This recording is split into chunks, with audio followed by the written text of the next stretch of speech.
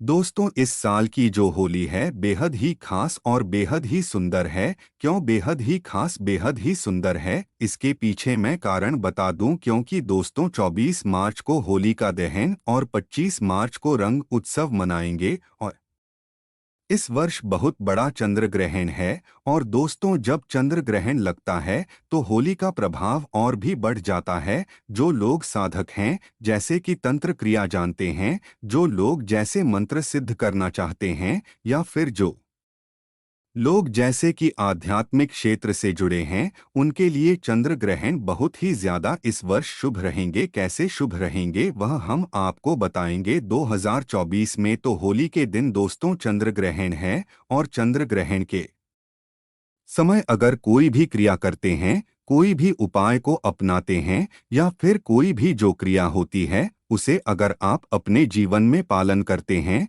तो आपको जरूर लाभ मिलेंगे। चाहे धन आकर्षित करने के लिए, चाहे कोई भी दौलत तपाने के लिए, यह होली बहुत ही खास होने वाली है। दोस्तों, हिंदू पंचांग के अनुसार फाल्गुन पूर्णिमा को होलिका दहन और इसके अगले दिन होली मनाई जाती है। इस साल फाल्गुन पूर्णिमा तिथि 24 मार्च को सुबह 9:04 से शुरू होगी। वहीं इस तिथि का समापन अगले दिन यानी 25 मार्च को दोपहर 12:29 पर होगा। होलिका दहन कब होगा? 24 मार्च को होलिका दहन है। इस दिन होलिका दहन के लिए शुभ मुहूर्त देर रात 11:01 से लेकर 12:02 तक है। ऐसे में होलिका दहन के लिए आपको कुल 1 घंटा 14 मिनट का समय मिलेगा। कब है होली और रंग कब खेला जाएगा? रंग वाली होली कब खेली जाएगी? देखिए, होलिका के अगले दिन होली मनाई जाती है, इसलिए इस साल 25 मार्च को होली है। इस दिन देश भर में धूमधाम से रंगों वाली होली मनाई जाएगी। लेकिन याद रहे, इस दिन ग्रहण भी पड़ रहा है। दोस्तों, होली पर ग्रहण का साया हिंदू पंचांग के अनुसार होली का त्योहार हर वर्ष फाल्गुन मास की पूर्णिमा तिथि की रात में आरंभ होता है। इस दौरान होली का दहन किया जाता है और उसके अगले दिन रंगों से होली खेली जाती है। इस वर्ष 24 मार्च को होली का दहन किया जाएगा और 25 मार्च को होली खेली जाएगी। होली के ही दिन यानी 25 मार्च को साल का पहला चंद्र ग्रहण लग रहा है, जो भारतीय समय अनुसार सुबह 10:02 से शुरू होगा और दोपहर 3:02 पर समाप्त होगा। हालांकि उपछाया होने की वजह से यह ग्रहण भारत में दिखाई नहीं देगा के कारण यहाँ सूतक काल मान्य नहीं होगा। अब जब सूतक काल मान्य नहीं होगा तो दिल खोलकर होली मनाएं। आप कोई भी कार्य कर सकते हैं। भारत में इस चंद्र ग्रहण का कोई भी फर्क नहीं पड़ेगा। होली जमकर मनाएं। जय श्री राम। भगवान का नाम लेकर होली खेले। आपके ऊपर कभी ग्रहण नहीं लगेगा। राम के नाम से ही ग्रहण शुभ परिणाम देने लगता है, शुभ फल देने लगता है। होली पर आपका बाल बांका भी नहीं होगा। एक बात नोट कर लीजिए, दूर दूर दूर तक इस चंद्र ग्रहण का भारत पर कोई असर नहीं होगा। यह ग्रहण बाहर विदेशों में लग रहा है, वह भी रात के समय, क्योंकि बाहर विदेशों में उस समय रात होगी, इसीलिए भारत में इसका कोई भी असर नहीं है। जब सूतक काल नहीं लग रहा है तो जमकर खेले होली। दोस्तों, होलिका की अग्नि में यह 3 चीज भूल कर भी कभी मत डालना। इससे उल्टा आप पर गरीबी आ सकती है, घर में कंगाली आ सकती है। होली के दिन ऐसी पूजा कभी ना करें। दोस्तों, सनातन परंपरा में होली का त्योहार बुराई पर अच्छाई की जीत का प्रतीक माना गया है। होली का महापर्व खुशियों और रंगों से भी जुड़ा होता है। होली की रात को दैवी शक्तियों की रात माना जाता है। इस दिन आसुरी शक्तियों का नाश होता है और दैवी शक्तियों का उद्गम होता है। इसे दरिद्रता का नाश करने का, जीवन में चल रही परेशानियों को मिटाने का, दुख तकलीफ और सारे कष्टों से छुटकारा पाने का सबसे अच्छा दिन माना जाता है। शास्त्रों में नक्षत्र विद्या में होली की रात को सिद्धि की रात कहा गया है। इस दिन नकारात्मक और सकारात्मक ऊर्जाएं दोनों ही बहुत ज्यादा सक्रिय रहती हैं।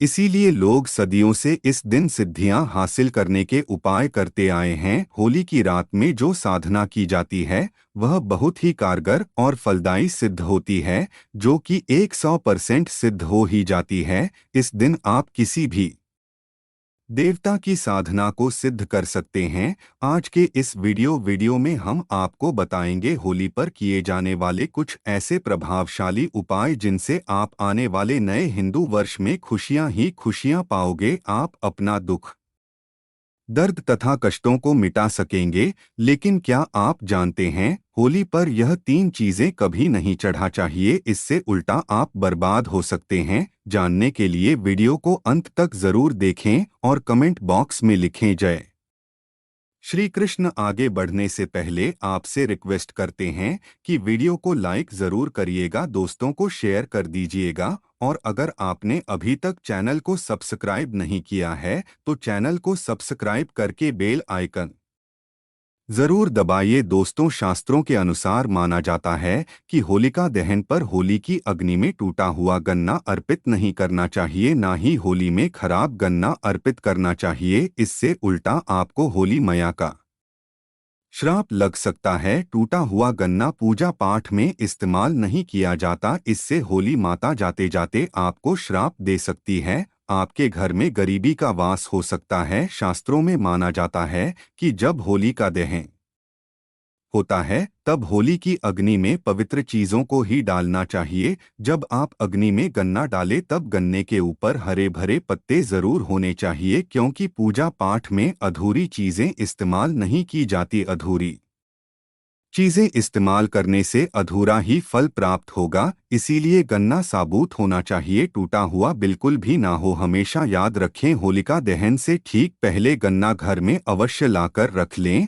और गन्नों की संख्या 2 या 5 या फिर 7 होनी चाहिए, यानी विषम संख्या में ही गणने हो। दोस्तों, होली की पवित्र अग्नि में पानी वाला नारियल नहीं चढ़ाना चाहिए, इससे आप पाप के भागीदार बन सकते हैं। हमेशा सूखा नारियल होली की अग्नि में अर्पित करना चाहिए। पानी वाला नारियल अग्नि के अंदर भूलकर भी ना डालें। सूखे नारियल को अग्नि में डालने से पहले इस पर पूरे परिवार का हाथ अवश्य लगा ले, इससे होली माता जाते जाते आपको धन से मालामाल बनाएगी, आपकी गरीबी को साथ ले जाएंगी। पानी वाला नारियल आप पूजा के दौरान फोड़ सकते हैं, लेकिन अग्नि में कभी मत डालना। सूखा नारियल अग्नि में डालने से होली माता आपकी सभी परेशानी को अपने साथ ले जाती है और अग्निदेव भी प्रसन्न हो जाता है। अगर आपके मन में बुरे ख्याल आते हैं, अज्ञात भय आपको सताते रहता है, तो होलिका दहन की पूजा के दौरान एक सूखा नारियल, काले तिल और सरसों को लेकर अपने सिर पर 7 बार वार ले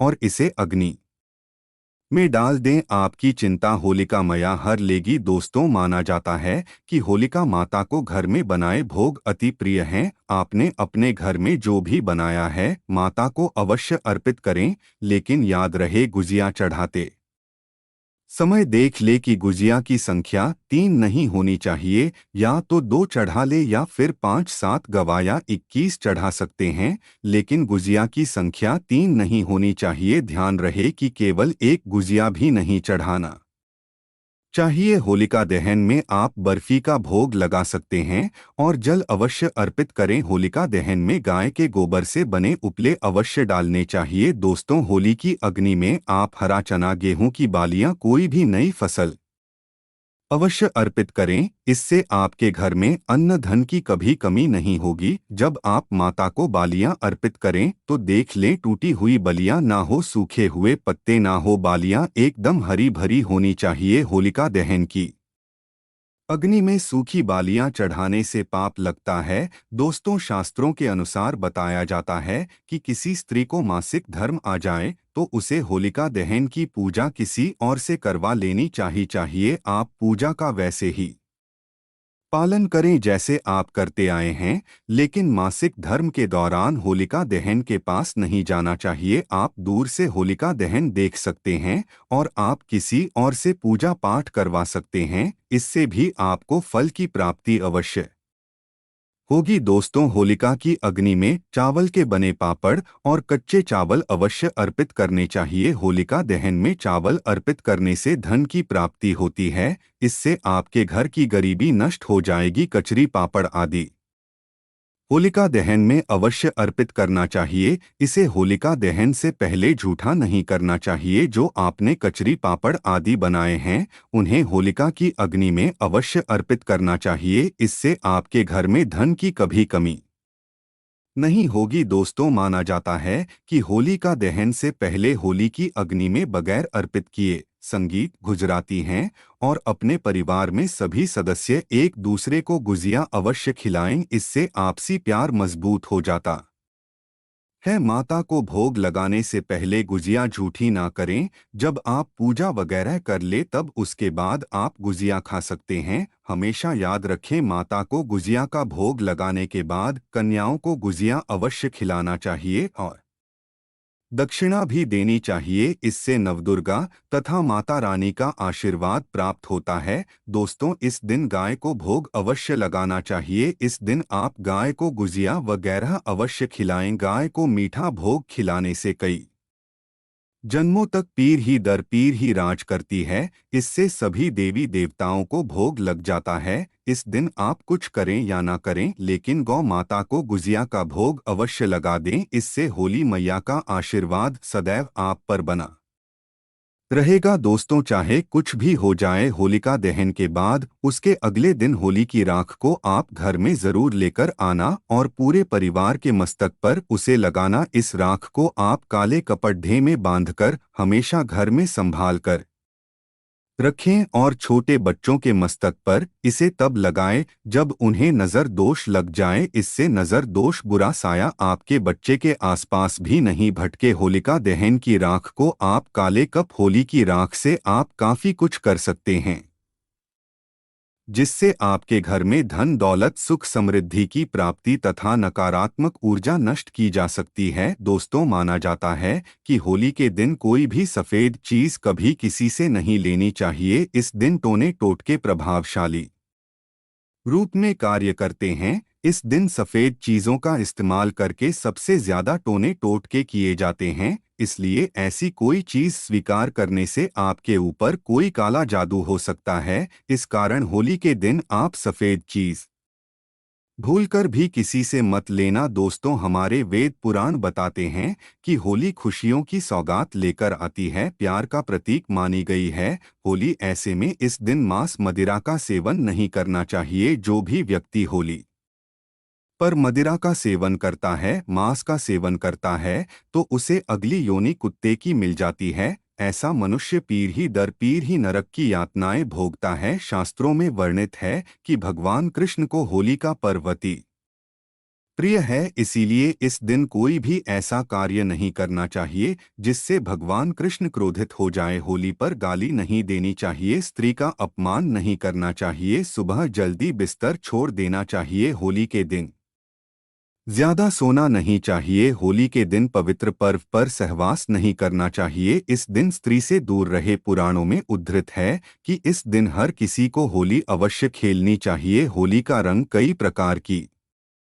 नकारात्मकता को अपने आप नष्ट कर देता है। इसीलिए जो मनुष्य सच्चे दिल से होली खेलता है उसके ऊपर होली मैया का आशीर्वाद सदैव बना रहता है। होली एक पवित्र त्योहार है। इसे अपवित्र करने वाला व्यक्ति सदियों तक कृष्ण भगवान के श्राप का भागी बना रहता है। इसीलिए होली का पर्व सच्चे दिल से तथा सच्ची श्रद्धा के साथ ही मनाना चाहिए। दोस्त, तो सच्चे दिल से कमेंट बॉक्स में लिखें जय श्री कृष्ण। भगवान कृष्ण के लिए एक लाइक तो बनता है। होली की आप सभी को हार्दिक शुभकामनाएं। दोस्तों, अगर आपको यह जानकारी पसंद आया है तो वीडियो को लाइक करिएगा, दोस्तों को शेयर जरूर करिएगा और चैनल को सब्सक्राइब करके बेल आइकन जरूर दबाइए। आपका दिन शुभ हो।